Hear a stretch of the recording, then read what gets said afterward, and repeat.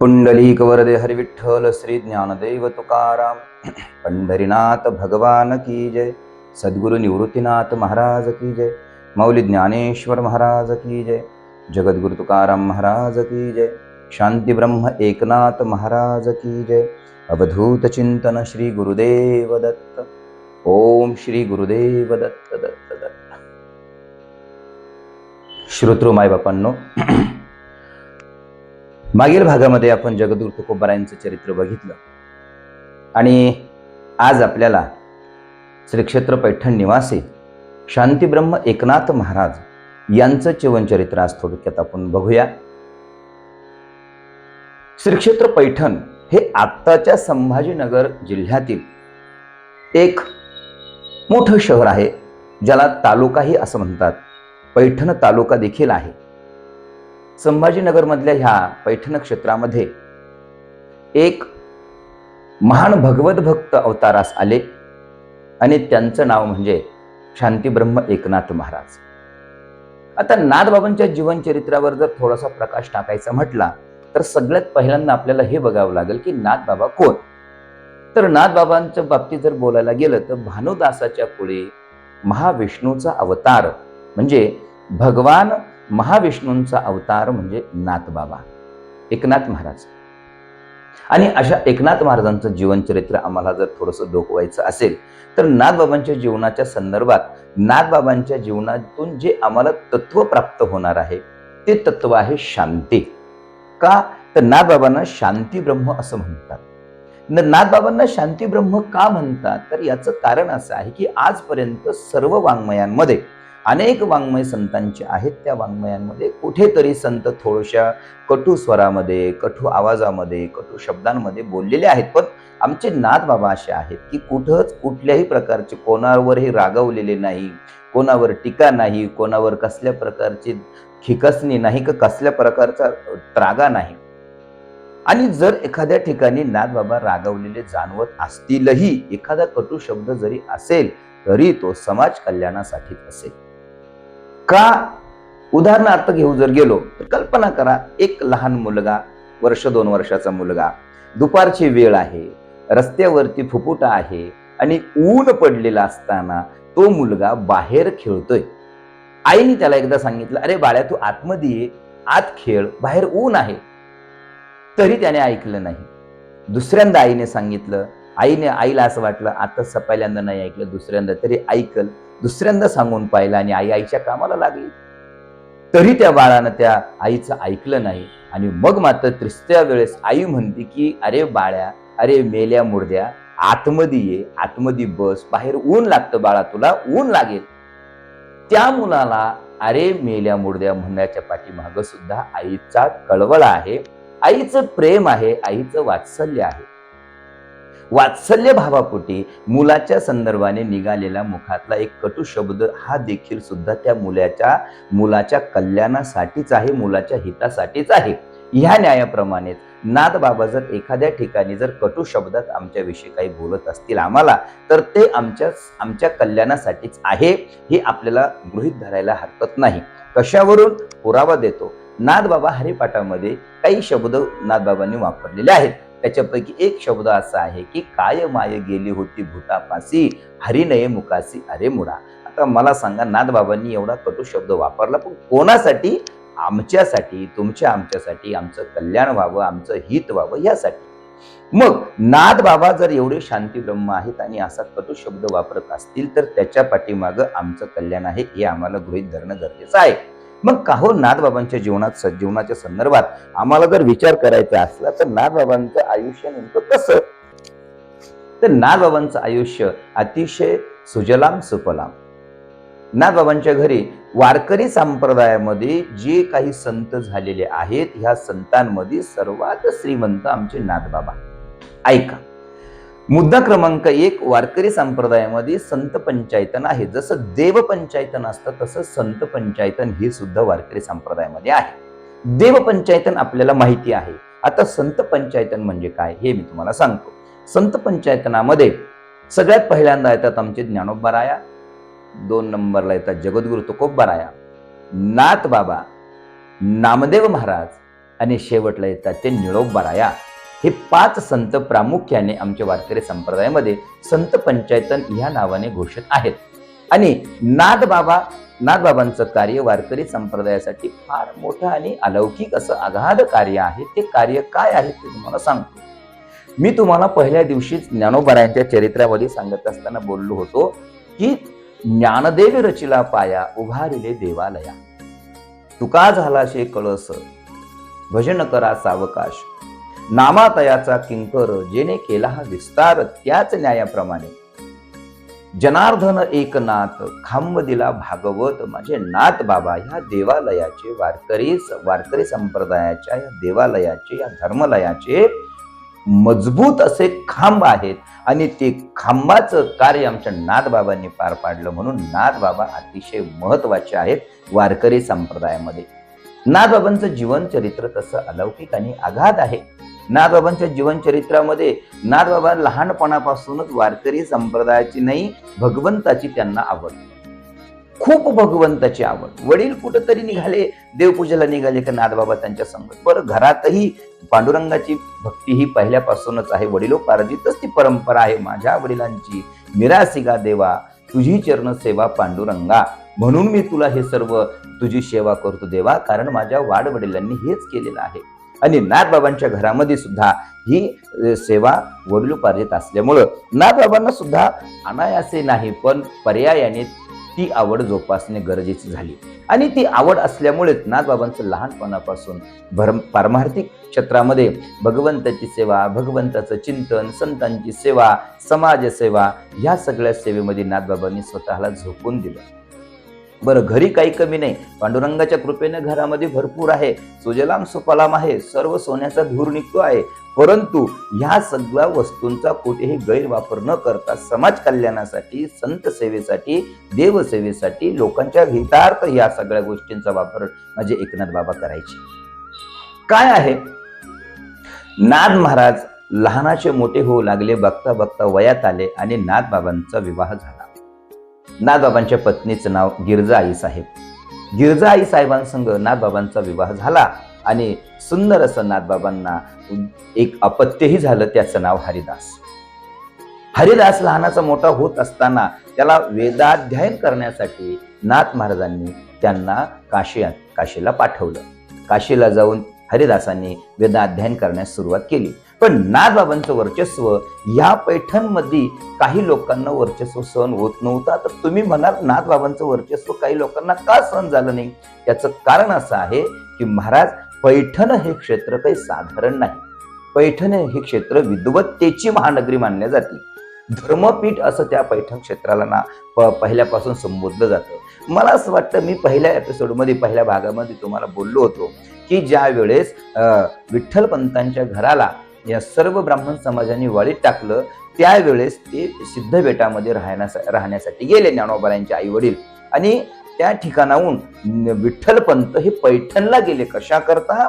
धर्मपीठाकडून पुन्हा तो अधिकार मागून घेण्यासाठी. तो अधिकार आमच्या मुलांना प्राप्त व्हावा आणि तो निर्णय देण्याचा अधिकार हा फक्त आणि फक्त धर्मपीठाला, म्हणजेच पैठणच्या धर्मपीठाला. आता मला सांगा, ज्या धर्मपीठावर असे बलाढ्य वेदात उच्च विचाराचे किंबहुना महाज्ञानी महापंडित लोक बसलेले असताना आणि तेथे एक भगवत भक्त जन्म घेतो आणि त्या भगवत भक्ताची महती वाढते, अशा वेळेस ज्ञानाला कधीही दुसऱ्यांची महती सहन होत नाही.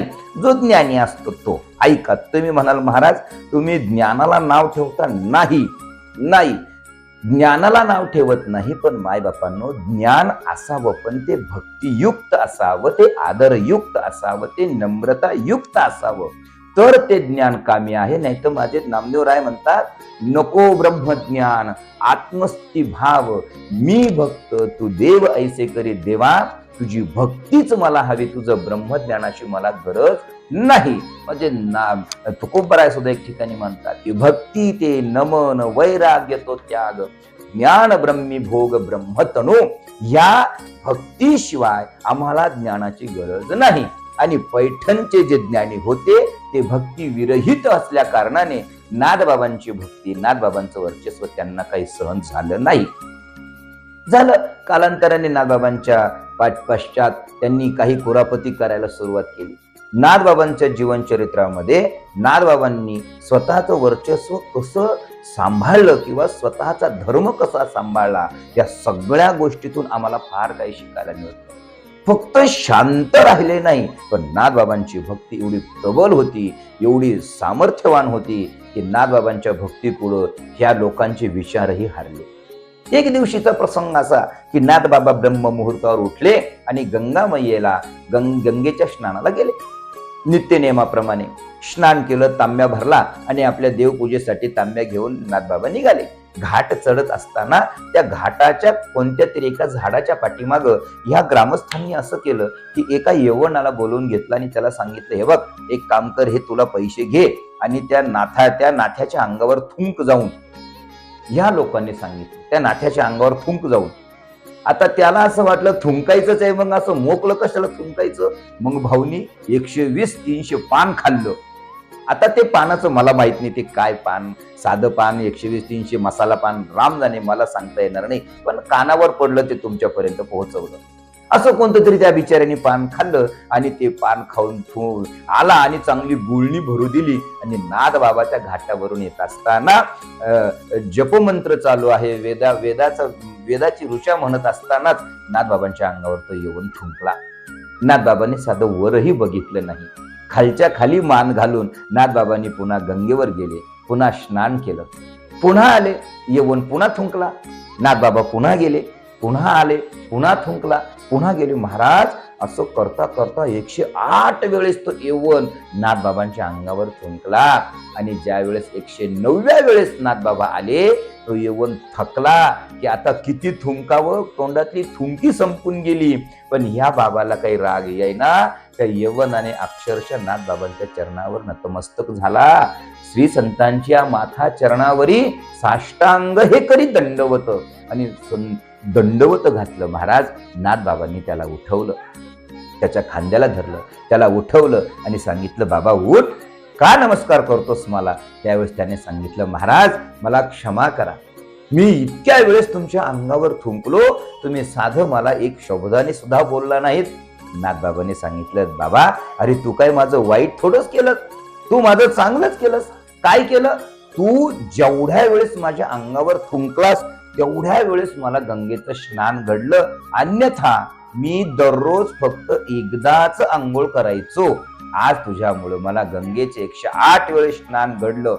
आणि नाथबाबांनी त्या यवनाला सांगितलं, अरे बाबा तुझ्यामुळे मला 108 वेळेस स्नान करण्याची संधी प्राप्त झाली आणि तू असं माझ्या पायावर नतमस्तक होऊ नकोस. महाराज नाथबाबांनी त्याच्या डोक्यावर हात ठेवला, यवन अंगावरी थुंकला, प्रसाद देवोनी मुक्त केला. महाराज याला म्हणतात शांती ब्रह्म. किती शांतता. आमच्यावर एखादा जर थुकला तर आम्हाला असं वाटतं त्याचा जीव घेऊ का काय करू, एखादा चुकून जरी थुकला तरी. आणि महाराज नाथ महाराजांच्या अंगावर 108 वेळेस तो यवन थुंकला, पण नाथबाबांनी त्यालाही मुक्त केलं. ही उंच स्थिती आमच्या नाथबाबांची होती.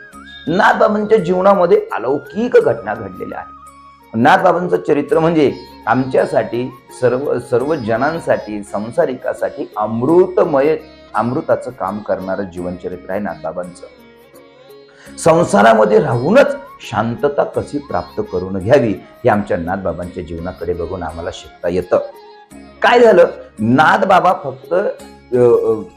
फक्त शांत राहूनच नाही तर नाथबाबांनी वारकरी संप्रदायामध्ये मोठी क्रांती केलेली आहे. नाथबाबांच्या जीवनचरित्रामध्ये अनेक प्रकारचे ग्रंथ आहेत. नाथबाबांचा हरिपाठ आहे, नाथबाबांचं रामायण आहे, भावार्थ रामायण आहे, नाथबाबांचे गाथा आहेत, नाथबाबांचे अभंग आहेत, नाथांचे लागल तेवढं वाङ्मय नाथबाबांचं आपल्याला या वारकरी संप्रदायामध्ये सापडतं. पण काय झालं, नाथबाबांच्या जीवनामध्ये आम्हाला अनेकदा फक्त शांतता बघायला मिळते. का? शांती हा शब्द इतका नाथबाबांच्या जीवनामध्ये भिनलेला होता की नाथबाबांचं जीवन संपूर्ण शीतल आणि शांत झालेलं होतं. याचं कारण असं आहे की नाथबाबांचा एक अभंग आहे, झाली संध्या संदेह माझा गेला, आत्माराम हृदयी प्रगटला. ज्याच्या अंतःकरणामध्ये आत्मारामाचं प्रागट्य होतं. त्याच्या अंतःकरणामध्ये वाईट वासना दुर्गुण येऊच शकत नाही, त्याला येण्याचे साधनही नाही, कारणही नाही. का? ज्यांच्या अंतःकरणामध्ये षडगुणांचा शिरकाव होतो, त्यांच्या अंतःकरणामध्ये षडविकारांचा कधीही उद्भव होत नाही, उद्गम होत नाही. नाथबाबांच्या जीवनचरित्रामध्ये अनेक आपल्याला अशा सुंदर सुंदर कथा ऐकायला मिळतील, गोष्टी ऐकायला मिळतील. एक दिवशीची घटना अशी, नाथबाबांनी त्या पैठणमध्ये नाथबाबांच्या घरी दररोज जेवणाचा कार्यक्रम असायचा, संपूर्ण गाव जेवण असायचं. आणि त्या गाव जेवणामध्ये दररोज पुरणपोळीचा स्वयंपाक. काय झालं, एका घरातून एक आई आपल्या मुलाला घेऊन आली आणि सांगितलं, नाथबाबा, हा मुलगा आहे म्हणे माझा, हा मुलगा तुमच्याकडे ठेवा. नाथबाबा म्हणे, का बरं आई साहेब?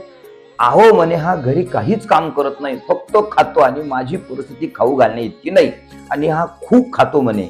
आता आईनंच असं सांगितल्यानंतर आता ओरड न्यायची कोणाकडे? नाथबाबा म्हणले, काही हरकत नाही आई साहेब, राहू द्या, दिवसभर आमच्या इथं पंगत चालू असते, काही अडचण नाही, खाईल विचारा राहील.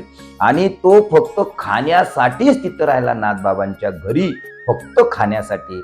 आणि महाराज, एक दिवस असा आला की त्याच गावबुवाला राहिलेलं भावार्थ रामायण पूर्ण करण्याचा, उत्तरार्ध रामायण पूर्ण करण्याचा अधिकार माझ्या नाथबाबांनी त्याच्या पदरी पाडून दिला. कृपा कटाक्ष निहाळले, आपुल्या पदी बैसविले. संत महात्म्यांचं हे कार्यच आहे. का? नाथबाबांनी फक्त त्याला खाऊ घातलं आणि इतका मोठा अधिकार निर्माण झाला की त्याने उत्तर रामायण पूर्ण करावं, नाथबाबांचं भावार्थ रामायण उत्तरकांड पूर्ण करून द्यावं.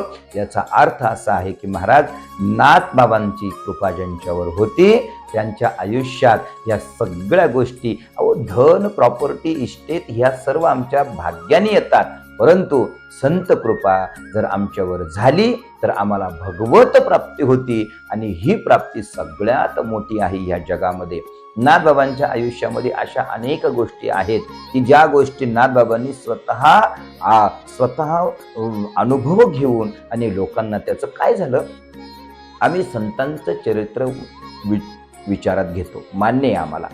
संत चरित्र आम्ही विचारात घेतल्यानंतर संतांच्या गुणांचा अवलंब करण्याची ज्यावेळेस वेळ येते त्यावेळेस मात्र आम्ही मागं हटतो.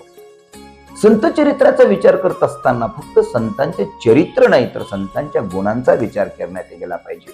संतांच्या गुणांचा आम्ही अंगीकार केला पाहिजे, जेणेकरून आमचं आयुष्य उज्ज्वल होईल, आमच्या आयुष्यामध्ये एक प्रकाशता येईल, आमच्या आयुष्यामध्ये एक शांतता प्राप्त होईल, जेणेकरून आमचं आयुष्य आम्हाला भगवंतापर्यंत जाण्यासाठी योग्य असं साधन प्राप्त करून देईल. संत चरित्र वाङ्मयाचा विचार करत असताना नाथबाबांच्या जीवनामध्ये अनेक घटना घडल्या. नाथबाबांचं जीवन तसं अलौकिकच, त्याच्याविषयी काही शंकाच नाही. पण नाथबाबांच्या जीवनातली अजून एक अशी अलौकिक घटना म्हणजे की नाथबाबा कोणालाही एखादा उपदेश द्यायचा असेल तर स्वतः पहिले त्याचा अवलंब करायचे आणि मग दुसऱ्याला ते सांगायचे. असं नाही लोका सांगे ब्रह्मज्ञान आणि आपण कोरडे पाषाण, एक मराठीमध्ये म्हण आहे, ती म्हण तुम्हाला म्हणून दाखवली. परंतु नाथबाबांचं तसं नाही. काय झालं, नाथबाबांच्या त्या घरी, नाथबाबांच्या मूळ प्रॉपर घरामध्ये, त्या पैठणमध्ये नाथबाबांनी विचार केला की परमार्थापासून आजही लोक बाहेर जात आहेत. आजही लोकांना परमार्थ रुजत नाही, पचत नाही. म्हणून नाथबाबांनी काय केलं, लोकांनी परमार्थाला यावं, संतांचं वाङ्मय ऐकण्यासाठी यावं, ग्रंथ वाचनासाठी यावं, ग्रंथ ऐकण्यासाठी यावं, म्हणून नाथबाबांनी स्वतःच्या घरामध्ये भागवत पारायण ठेवलं, श्रीमद भागवताचं पारायण. आणि जो हे भागवत ऐकण्यासाठी येईल त्याला वंजुळवर साखर त्यावेळेस नाथबाबा द्यायचे. आता कल्पना करा, साखर ही त्यावेळेस अतिशय महाग, गुळ स्वस्त पण साखर खूप महाग. आता उलट झालंय, आता साखर स्वस्त झाली, गुळ महाग झाला. पण त्यावेळेस गुळ स्वस्त आणि साखर महाग. आणि नाथबाबा काय करायचे, जे ऐकायला येतील, झालं भागवत पूर्ण झालं की प्रत्येकाला वंजुळ एक साखर द्यायची. त्या वंजुळी, एक साखर वंजुळीच्या यानं अपेक्षेनं लोक त्या भागवताला येऊ लागले. एक दिवशीची घटना असे की नाथबाबांनी भागवत वगैरे झालं, सर्वांना प्रसाद दिला आणि सर्व लोक निघून गेले. पण एक बाई आपल्या एका लेकराला घेऊन त्या ठिकाणी बसलेली होती. नाथबाबांनी विचारलं, आईसाहेब आपण का बसलात? सर्वच्या सर्व निघून गेले, तुम्ही इथं का बसलात? त्यावेळेस सांगितलं, बाबा नाथ महाराज, मी तुमचं भागवत गेल्या कित्येक दिवसापासून ऐकते, पण हा माझा मुलगा आहे, याला मी दररोज घेऊन येते संग, पण याला 17 वेळेस सांगून हे ऐकत नाही. बाबा हा खूप गुळ खातो म्हणे, खूप गुळ खातो, याचा गुळ सुटला पाहिजे. नाथबाबांनी सांगितलं, गुळ सुटला पाहिजे त्याचा? म्हणे हो. सांगितलं, ठीक आहे, हरकत नाही, तुम्ही एक 2-3 दिवसांनी त्याला माझ्याकडे घेऊन या. झालं, ती बाई गेली. 2-3 दिवसांनी पुन्हा नाथबाबाकडे घेऊन आली आणि सांगितलं, महाराज तुम्ही 2-3 दिवसानंतर मला बोलवलं होतं, आता ह्या मुलाचा गुळ सोडण्यासाठी काहीतरी पर्याप्त साधन असं मला सांगा.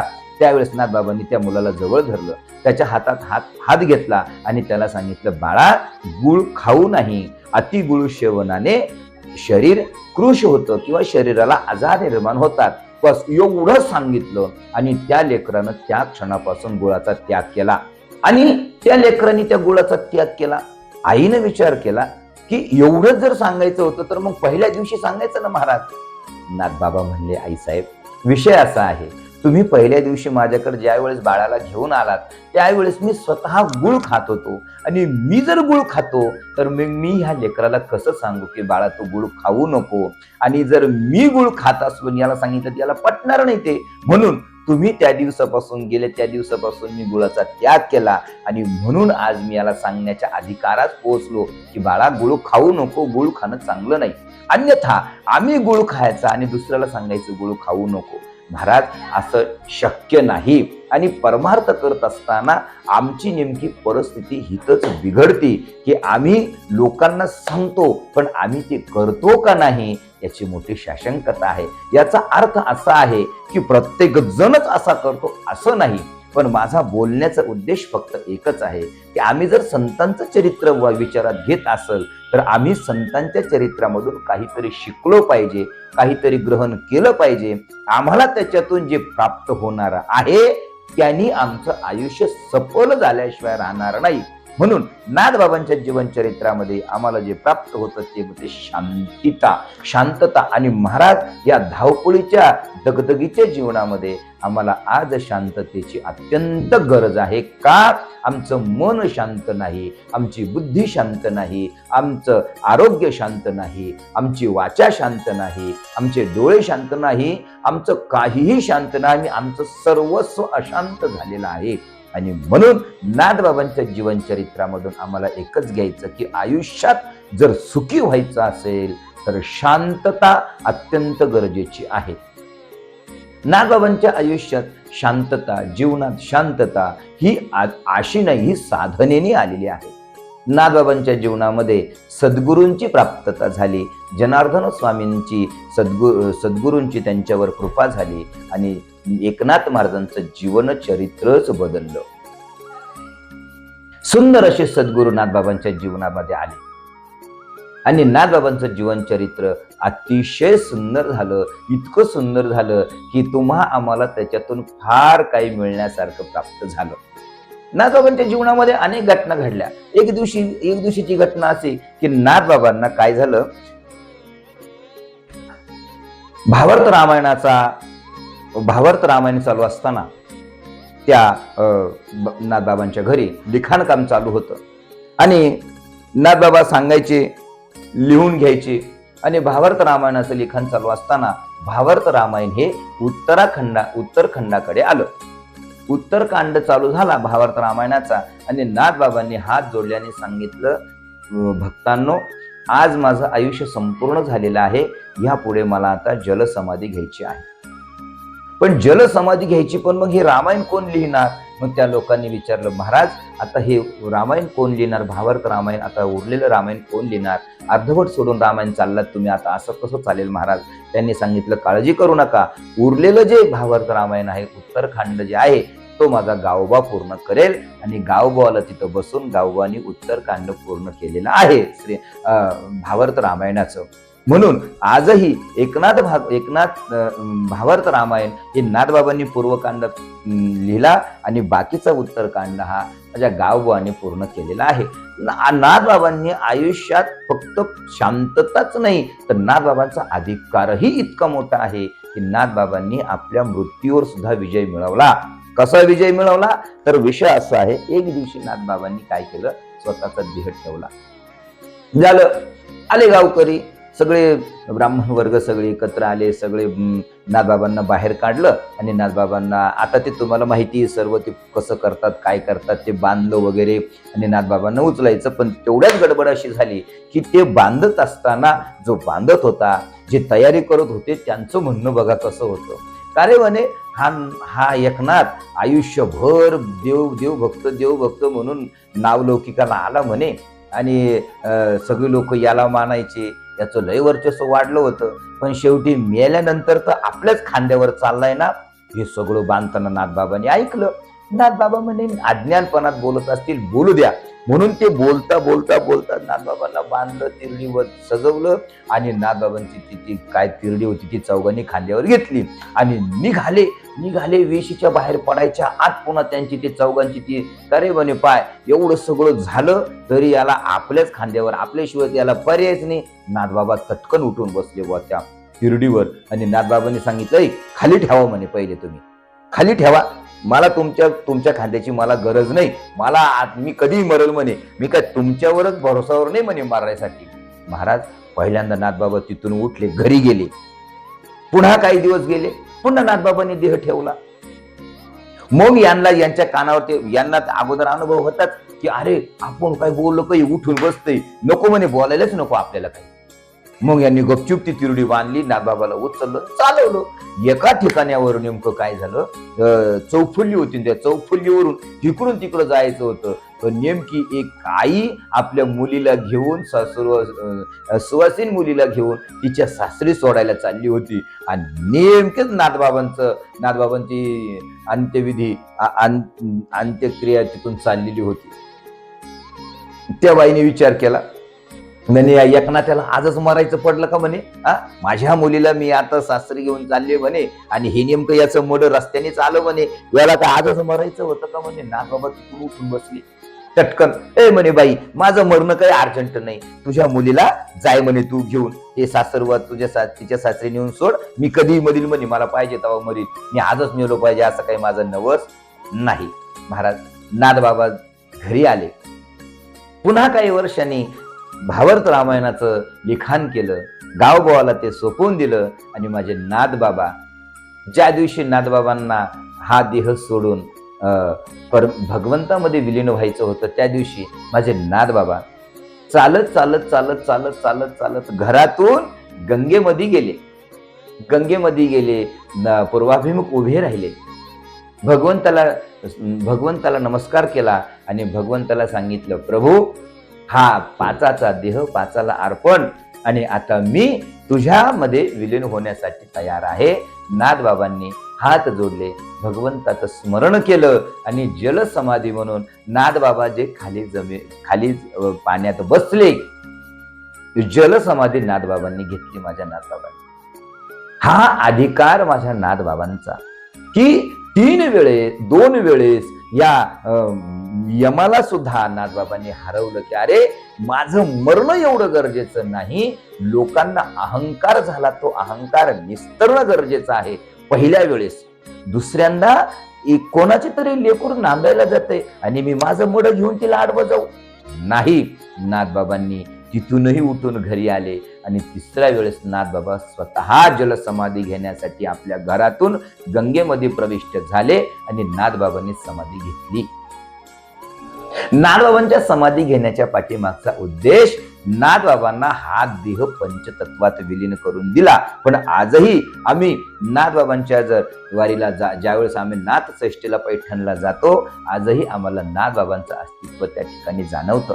मायबापांनो, आजही भगवंत जो सर्व जगाचा नियंत आहे, त्यांनी 36 वर्ष नाथबाबांच्या घरी गंध उगाळण्याचं काम केलं, फुलं आणण्याचं काम केलं आणि त्या देवाला गंध लावण्याचं काम केलं. नाथबाबांच्या घरी 36 वर्ष कावडीने पाणी भरलं. आजही ज्या रांजणामध्ये भगवंताची कावड पडल्याशिवाय आजही तो रांजण भरत नाही.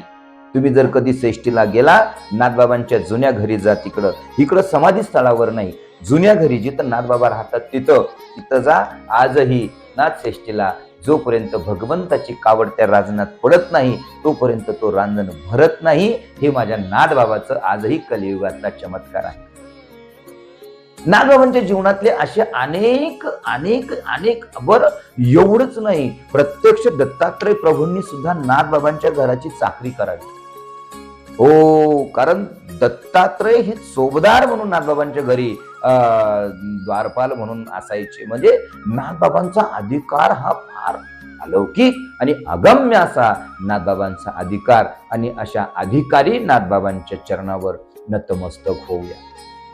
आज आपण नाथबाबांचं जीवनचरित्र थोडासा बघण्याचा प्रयत्न केला. अर्थात अर्ध्या तासात, 20 मिनिटात, 35 मिनिटामध्ये संत चरित्र आपण पूर्णपणे कधीही बघू शकत नाही. संतांच्या एका विचाराचा जरी विचार करायचा ठरला तरी आपलं आयुष्य कमी पडेल माझ्यापर्यंत. परंतु आता फक्त आपल्याला एकच करायचं आहे की हा जो चातुर्मास चालू आहे, या चातुर्मासामध्ये आपल्याला संत चरित्राचं थोडंसं श्रवण करायचं आहे, आणि ते श्रवण जेवढं शक्य होईल तेवढं करायचा प्रयत्न आपण करणार आहोत. जर तुम्ही या अध्यात्मरंग ह्या युट्यूब चॅनलवर जर नवीन असाल तर कृपया चॅनलला सबस्क्राईब करा, आणि सबस्क्राईब जर तुम्ही केलं तर तुम्हाला इथून पुढचे सर्व व्हिडिओ वरच्यावर पडत जातील. आणि तुम्हाला जर माझा व्हिडिओ आवडला असेल तर कोणाला तरी शेअर करा, आणि जर तुम्ही हा शेअर करतच असाल तर लाईक केल्याशिवाय जाऊ नका, अशी माझी तुम्हा सर्वांना विनंती आहे.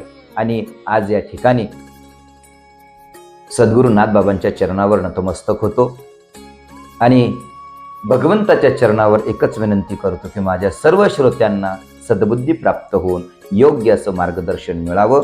सद्गुरूंची कृपा सर्व माझ्या श्रोते वर्गांवर व्हावी, आणि भगवंताचा आशीर्वाद सर्व श्रोत्यांना प्राप्त व्हावा, आणि माझ्या सर्व श्रोत्यांचं आयुष्य हे भगवत चरणाकडे कायमस्वरूपी समर्पित व्हावं, एवढीच अपेक्षा या ठिकाणी करतो.